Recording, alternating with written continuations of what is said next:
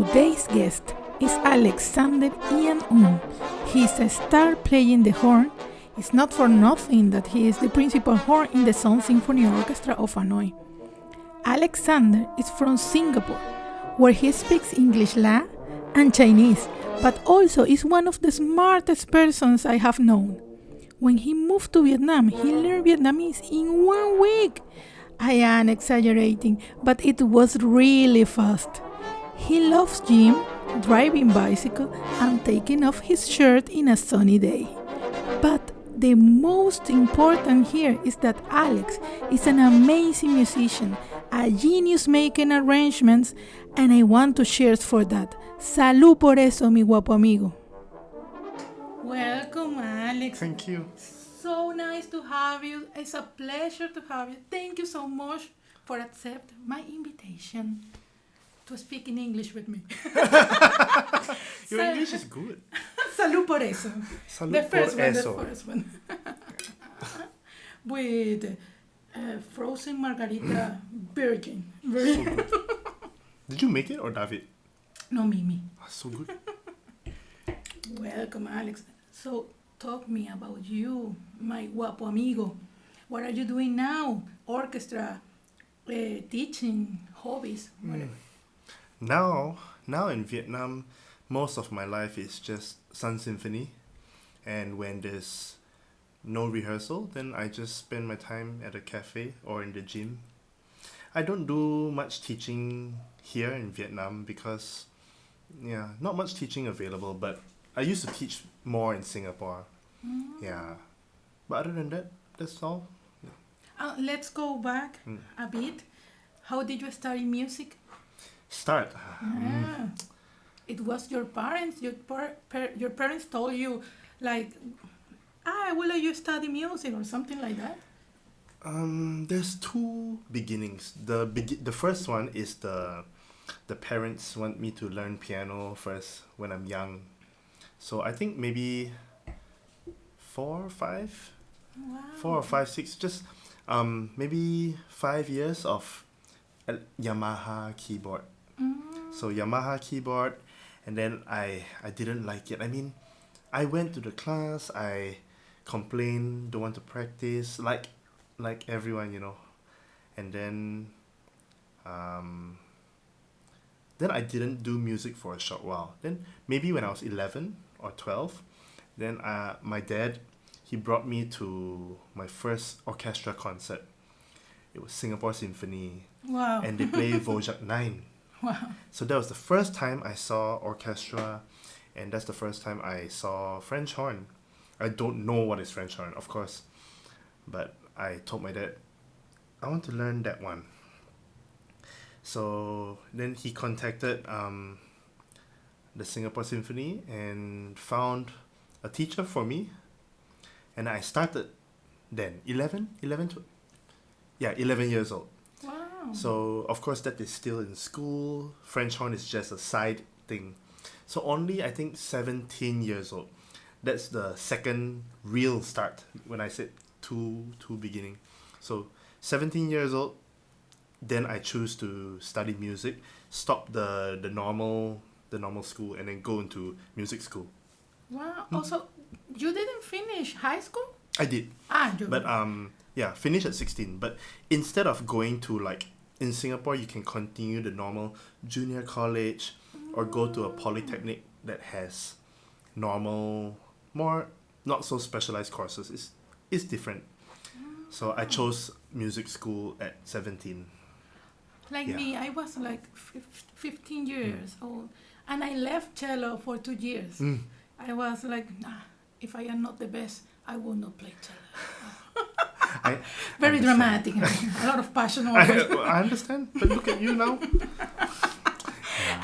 Are your parents musicians, or they play something? Some instrument? So my mom, no, but my dad used to play violin, but no one ever saw it. My mom Very said, like that? yeah, so we don't know to believe or not. My mom says, yeah, he said he played violin for 10 years, but I never see before. So my dad played, and my dad know a little bit piano, but not musician for a job, just a little bit at the side. Yeah. And when did you realize you wanted to be musician, like professional?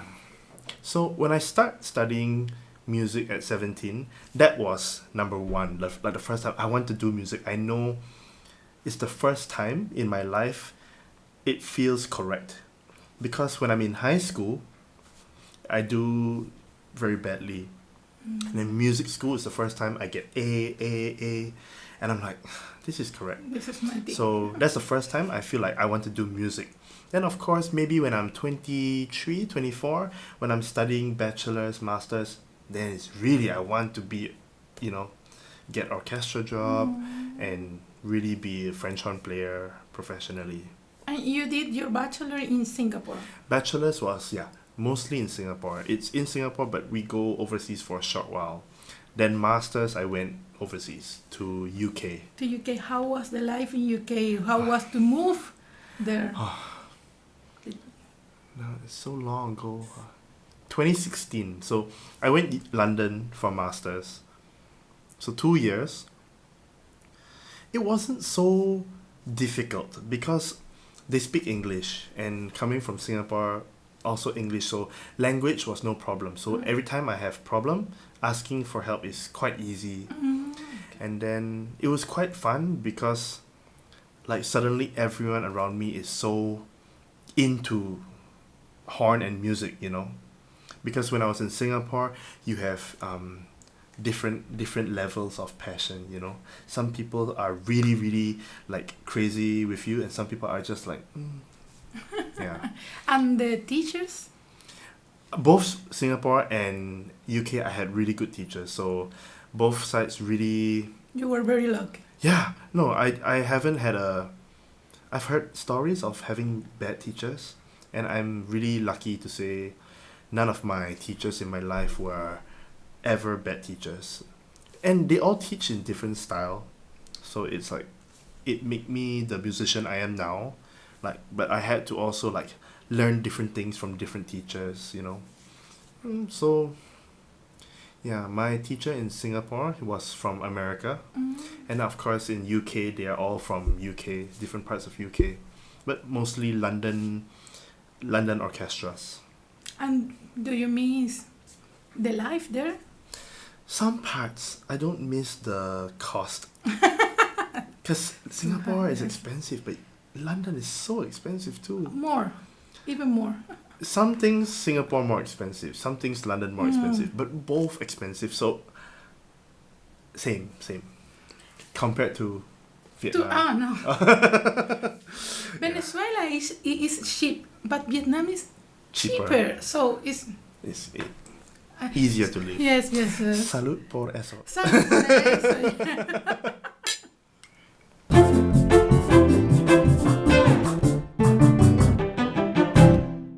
Now, we have the first dynamic of the podcast. You need to guess the excerpt. I will sound some excerpts here, and you need to say which French horn excerpt? Yes. Okay. Very easy. I try. Very easy. If you don't get it, maybe you need to do... If I don't get it, I lose my job, maybe. Go, play. Let's see.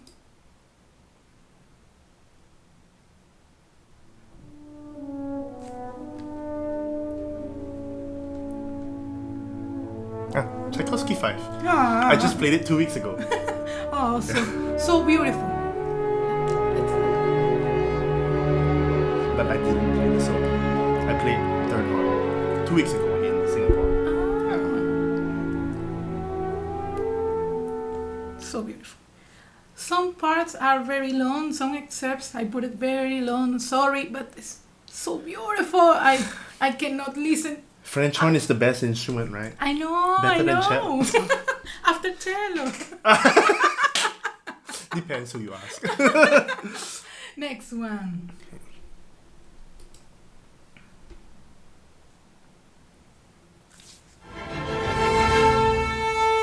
Mama 5. Que so fa, so, re, do.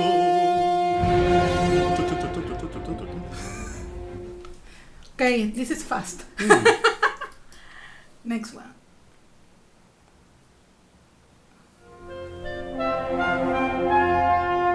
Mala too. Salud por eso. Salud por eso. Por eso, is it?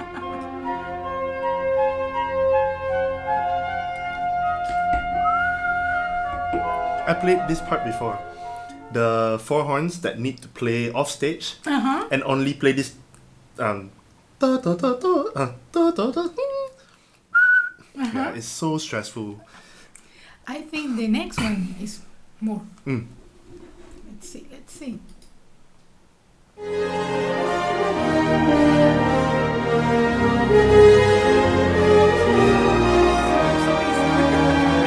for you also. The next one.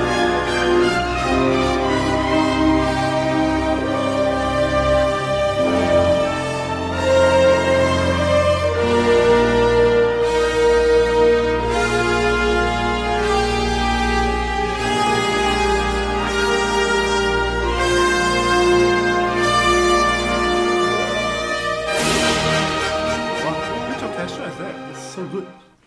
Yes, I know. I put it in a paper. It's okay. It's there. We'll find it later, but it's so good. Orchestra Fest? No, this is Orchestra Fest. Forget about it. I don't remember. But it's so good, so good. How do you play this part? Which part of your body you need to? Everything. Everything. Some parts maybe more. You get up with the chair and Sometimes maybe not good for the podcast. Okay. This one I can tell you after the podcast. Okay. Special French one secret. No, but I was wishing to play this piece for so long, and then last year July, Singapore Symphony played. So then I got called as a guest player. So I was really happy to play. It's tiring. It's difficult. But I think I have never played it. Only Don Juan. How you say in English? Till Orange Spiegel. No. Don Sol la sol do mi sol do mi pa pa pa pi, Yeah, pa pa. that's Don Juan. Don Juan. Don Juan. Don Juan. I mean, in the English also is still Don Juan. And this one, how you say in English? Still the German. In English, this one will be A Hero's Life. But Don Juan is the name already, right? So Yes, I don't know. Maybe they will just say Don Juan in English, I think. Mr. Joe. That one will not be. It will be. Mr. Jones. Sing. Yeah. Oh, but I'm Helen Leben. Yeah, one of my favorite pieces to listen and to play. So we were listening excerpts, and I want to ask you about auditions. This is one of my favorite topics in this podcast because I like to talk about the experience to do an audition, the stage fright, and all this we experiment in when you are on the stage and put in your life. Yeah, no, I understand. Yeah. So, tell me about it. What do you want to know? Like how I handle it, or what was the worst experience, or Whatever you want to say, the good and the not so good. yeah, maybe I have both. So maybe the not good first. I think the worst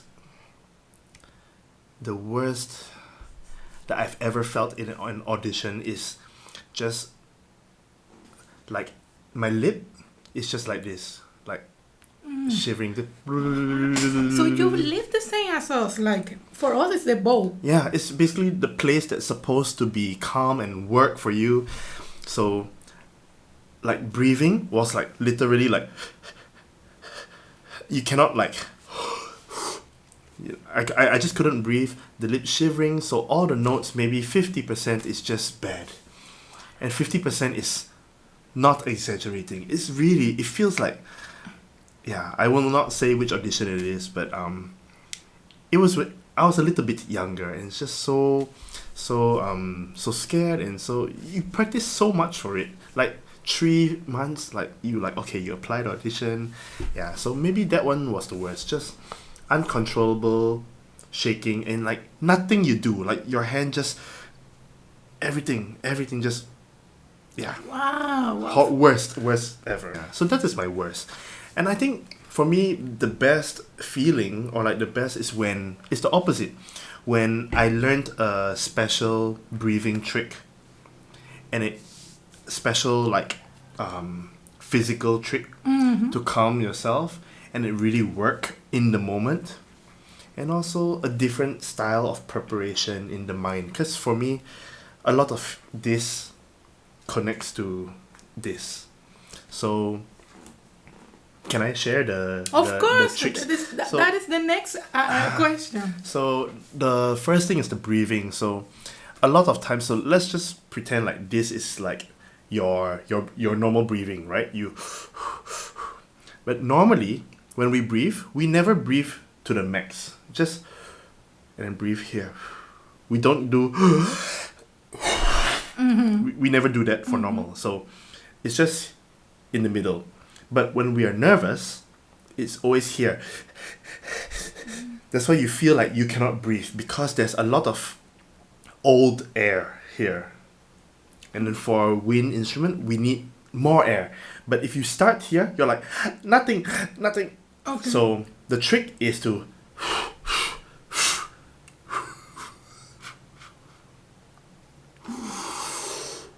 and then you take a new tank of fresh air. Not like there's a lot of old air here that is not moving, and you just then that's what make you feel like you cannot breathe. When you're nervous, you're like, I cannot breathe. It's because you're just breathing here. But even lower than your exhale all. Yeah, all the old air, and play. To open your lungs, maybe? No? Yeah, a bit open. Just open everything in the feeling. Not open literally like more air, but just to relax everything, like pump. And then when you play, it's like, yeah, I have air. Wow. Not like this. And then it's like, it's not working. And you don't have this kind of toxic thoughts in your mind? Oh, for sure I have. But that's number 3. So the number 2 is someone, I forgot who taught me, but it's like before you go on stage, you do this super hard, do everything, just your shoulder, your arm all stuck for 5-10 seconds, and then to release tension. Then, so you can feel for real what it feels like to be tight, because everyone feel like, oh, when I go and play, I feel so tight, but no, you can be tighter, and then so you feel 0 and 100. Maybe you are stuck at 60 or 70 and you feel so tight. But yeah, 100 is worse. So then it will really make you feel what is 0. Very interesting. Yeah. I would try that. Yeah. So these are the 2 things that really help me. Sometimes if I have big solo in concert, sometimes I do a little bit on stage also. If I have time. Like if there's 10 bar rest before the solo, just like that on stage. Sometimes. Now less, because now a little bit with more experience, you feel a bit more stable and confident. But when I was younger, I do that on stage. But of course cannot see. It's just like the horn is here, my hand is here. Play. It's very nice to know. Maybe sometimes you can in my personal I forget. Experience? Yeah. Thank you. It's okay. I even can remember in Spanish. What I want to say. I could never do an interview in second language. So you are already like amazing. Thank you so much. Thank you so much. I will put subtitles. Translate everything I say. So it's very interesting because now I feel more confident, but still sometimes I think I have some episodes. Yeah. So that's very nice. I never try, so I would try. The breathing thing, I mean, of course, it's like literally for wind instrument, but I think it applies to everyone. Of course, yes. Like just the Because even though you're not using breath to play cello, but just breathing good will help you. Because when I am nervous, my throat gets dry, very dry, like. Yeah. So I am not breathing. Can you imagine? Same for us. We dry out. Horrible. Alex, a teacher you will never forget. A what? A teacher. A teacher. Not t-shirt. A t-shirt. I'm like, I wore this t-shirt because I thought it looks a little bit good for David and Maria, you know, like tropical. Yeah, a little bit. So teacher. My God. Oh. Nice teacher. But you told me already you were very lucky. Yeah, because in Singapore, I have two main teachers. One when I just started, like 11 years old. So that one is impossible to forget. And then the one that teach me for 6-7 years when I'm doing the diploma and bachelor. So these two teachers in Singapore. And then in UK, I had two main teachers and two support teachers, like just less hours. Then the two main teachers is more hours. But all these 6 teachers really, really, really contribute to my life. If I had to pick one, I would just pick the teacher that was with me for the longest time. His name is Jamie Hirsch, the American. He's American, but he's associate principal horn in Singapore Symphony. So my diploma 3 years, when I was in military 2 years, I still take lessons from him, and 2 years bachelor's. So 7 years I studied with him. Wow. Yeah. So of course, because it was 7 years, he had of course the biggest impact, and it was from 17 to 24 years old. 23, 24. So that would be the teacher that I would never forget. And I still see him every time I go back to Singapore to play with Singapore Symphony. He is still there in Singapore. Yes. Never come back to America. No, I mean he go back for holiday and for family, but he is still associate principal horn of Singapore of course, Symphony. He playing. Yeah. Salud por eso. Salud por eso.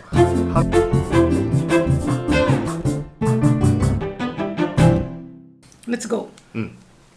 Orchestra or soloist? Orchestra. Orchestra or music arranger?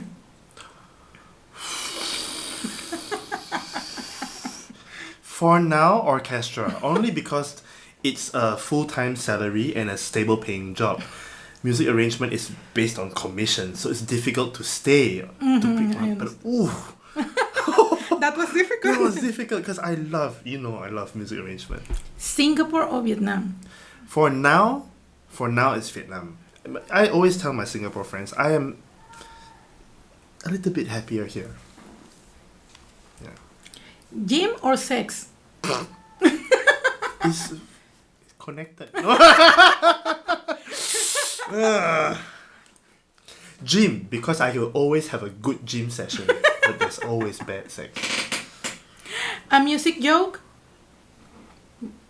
A music joke? Oh, as in, I have to tell a music Yes. joke. Oh my god. Oh, I have a few, but I don't know which one to say. Viola joke? I have viola joke. But those are the Can I say the Yes, viola of joke? course. Okay, it's a bit long. So there was a viola player of ABC Symphony. He is last desk, okay? So then he found a genie lamp. So he rubbed the lamp. Then the genie said, I give you 3 wishes. Okay? So he said, I want to be 10 times better than I am now. So then poof, he got promoted to principal viola of ABC Symphony. Okay? Then he second time wish, I want to be 10 times better again. Okay. Poof, he become Berlin Philharmonic principal viola. So good, right? And then he said, I am not satisfied. I want to be 10 times better. And poof, he became ABC Symphony second violin.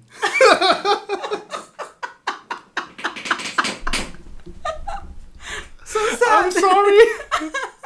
Oh, viola. That's my favorite because they are used to. I have another view. Oh no, next time. I know the answer, but Vietnam or England? Because so many good things on both sides. But in my current state of mind, still Vietnam. I feel like I'm in the correct place for now. If Singapore or UK is in the future, that's in the future. So, fame or love? Love.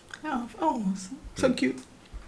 If you have to write a solo for an instrument, which would it be and why cello?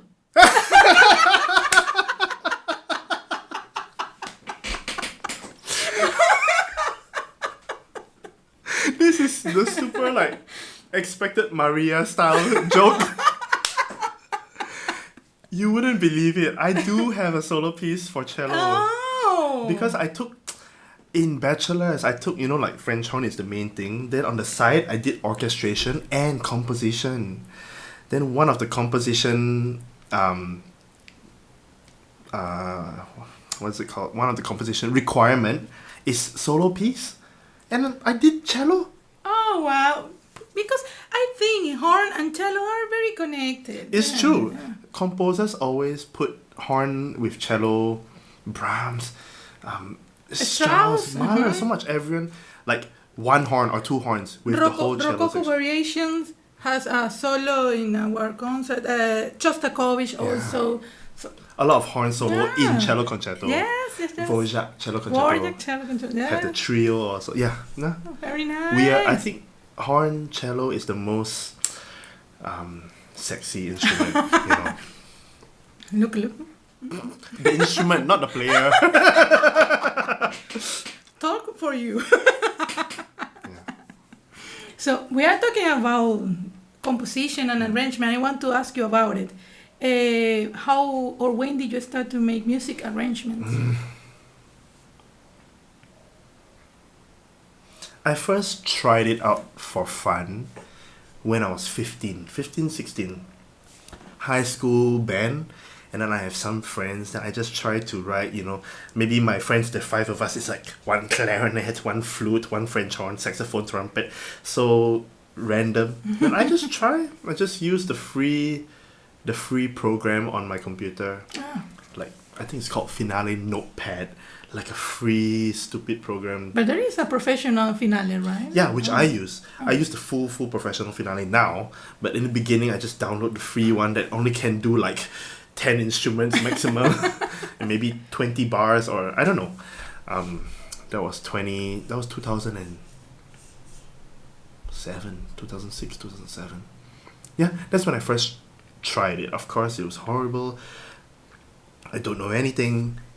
And then maybe after high school, for me, I went to diploma. So that's when I started to do it a little bit more seriously. I didn't take proper lessons, but I started doing it more often, and I try it with friends. And then that's when I know that I really like doing that, and maybe I was okay at it. But of course, in the earlier years, not so good, I write many not good for this instrument, always. Brass was always a little bit easier for me because brass player. The instruments. But like I had to learn woodwind, I had to learn strings and percussion. Oh my god. So difficult. Just to be good notation for percussion is... which one are you proud of? What? Of your arrangement? Oh, now? Oh, I have quite a few that I really like. Well, the recent one, the one that we did the beginning of the year, the Vietnamese song? It's like a old pop song. It's not a traditional song, it's like a very early pop song. The Mùa Xuân Đầu Tiên, the one that we played in with Vojak 9, I think, that concert. Yeah, that one I'm quite proud with a cello solo. Yes, start with cello, yes. But it wasn't you, right? It wasn't me. I wasn't. Yeah, that one is the most recent one that I'm proud of. Because it was quite... well accepted online. It went quite viral, you know. Did you see I that? don't know. Because it's such a famous Vietnamese song, and that's the first time they heard an orchestra, a little bit operatic version of it. So there were some people that didn't like it, but the majority, I would say 80-90% of the comments were really positive. Oh, that's very nice. But the 10%, I read, I was like, whoa.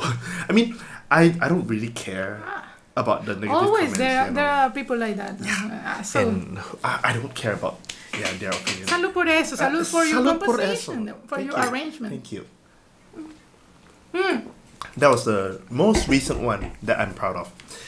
There were some that I'm really proud of last time, but every year when I get more experience, I get a bit more careful and a bit smarter with the arrangement. So now, like when we played one of my old arrangements, the Rachmaninoff, when I finished it 7-8 years ago, I was so proud of it. But when we play it now and I'm playing it in the orchestra, I'm like, And music is like that. It's like also us as players. We hear old recording, yeah. It's like, I heard it very nice in that moment, like very in tune. Now I can. Did I sound like that? Yeah. Wow. Yeah. Why they accept me? Yeah. So, but yeah. And Arrangement. you told me you have this own composition for cello solo. Oh, yeah. But do you have more, or you want to develop? So now, I don't really compose anymore. The last time I composed was, I think, 2021. And then ever since then, I just do arrangement only. Because I think I do arrangements so fast and so, like, natural for me to just...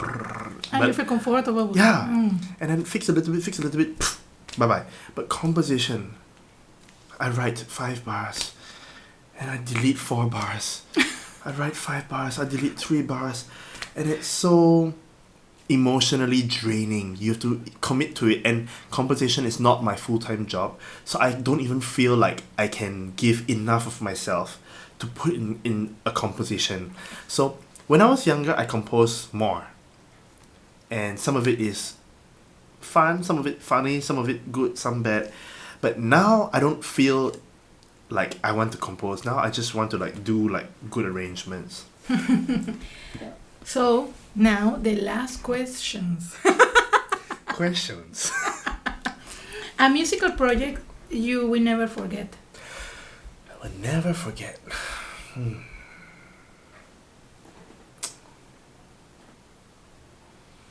Wow. There's a few. I'm trying to think which one is the top. So I think the first time I played the movie soundtrack with the movie playing behind. So it's not like a suite. It's like the movie start. Before the movie start, you're already playing the credit. You know, the credit music. And then the intro, and then at the end you still have to play credit. So it was Lord of the Rings. Second movie, I forgot the name. Twin Tower? The Two Towers. Two Towers, is it? I forgot. It was 2014. Then Twin Towers is in America. Two Towers. Two Towers, I think. Okay. Yeah. So, that's unforgettable because, so we did 3 shows and it was so tiring because it's the whole movie, you know. And, Howard Shore, composer. So there's a lot of good horn stuff in that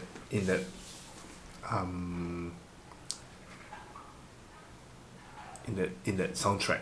Yeah, that's one of the most unforgettable ones. Then the next one that I wanted to say also is one of the first time I played Rite of Spring, and it was a semi-stage production. So not like orchestra in the pit. It was like orchestra on stage and dancers behind the orchestra, in front of the orchestra.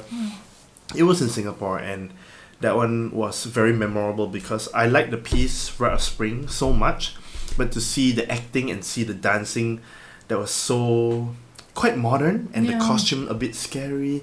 You know, they even use They even use, I think, like 15 or 12 to 15 really, really old elderly people. They were from the hospice care, so like they're from the old folks home. Like Wow. they are volunteer. They're not professional dancers. They just there to show the presence of the really like senior. Wow. It's so scary when you see all these 80-year-old, 85-year-old old aunties and uncles in costume, and they're just standing there and looking at the young girl in front. Wow. Yeah. So intense. Yeah. Yes. So that one I will never forget also. Yeah. A dreamy country for living. That's so difficult. For me, it's Italy. It's my dreamy country. Wow. Let me think. For living, like retiring or Yes. Maybe. I mean, I've never been to Maldives, but I want to see Maldives. I want to see the Scandinavian countries, like Sweden, Norway. I would imagine for me Sweden, Norway. I never been, but just from what I see online, the people are nice, the country is nice. For me, I need to have beach clothes. Yeah, me too. I'm like, Your tan. when it's in winter in Hanoi, I'm so angry. You missed your shirt. Yeah, I wear the shirt too much in winter. 5 layer, no, but I become white in winter. I don't like. Future projects or dreamy projects?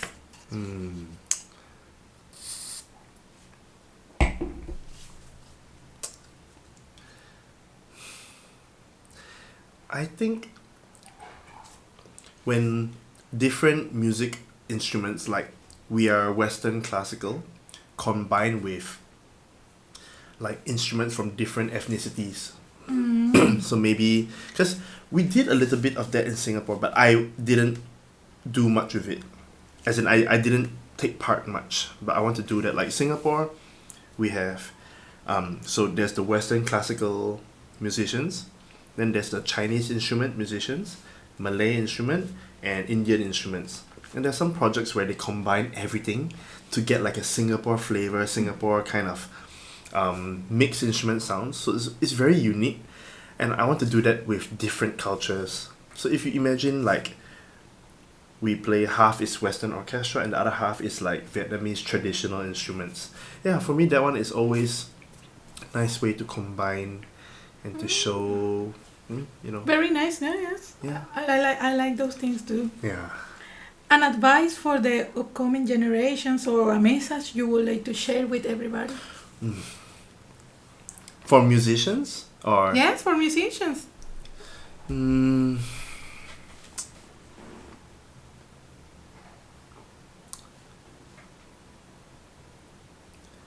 Even when the road feels difficult, always focus on the journey, because you think like your teachers and all the professionals, you think everyone just went like this.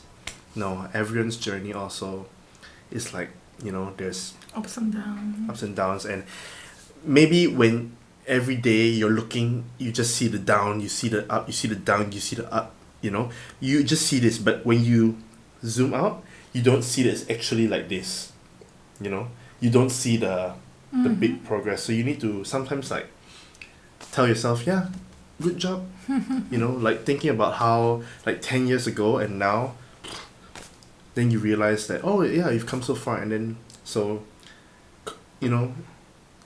congratulate yourself for the hard work you did before, and then focus on the road ahead. Very nice, Alex. Thank you so much. And salud por eso. Salud Salud por for eso. this amazing guest.